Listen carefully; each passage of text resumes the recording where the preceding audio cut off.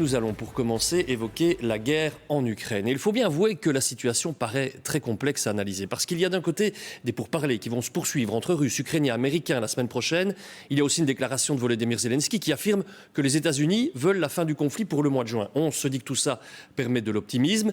Oui, mais voilà, dans le même temps, la Russie continue son offensive. Elle vient de frapper massivement des installations énergétiques ukrainiennes. Paul Loncin. Des entrepôts ravagés par le feu, conséquence de nouveaux bombardements. Cette nuit encore, ces pompiers doivent combattre les flammes. À Kiev, le bruit sourd des explosions et une autre habitude pour ses habitants, se réfugier dans le métro. Ils nous font vivre dans des conditions inhumaines, sans chauffage, sans électricité, à dormir dans le métro.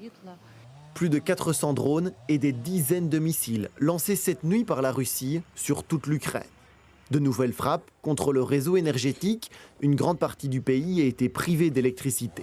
À Dnipro, dans l'Est, les transports sont aussi touchés.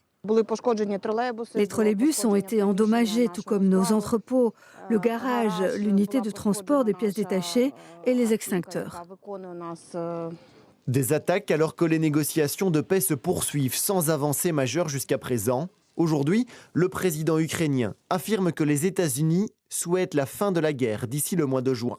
Washington invite Russes et Ukrainiens pour de nouveaux pourparlers, vraisemblablement la semaine prochaine.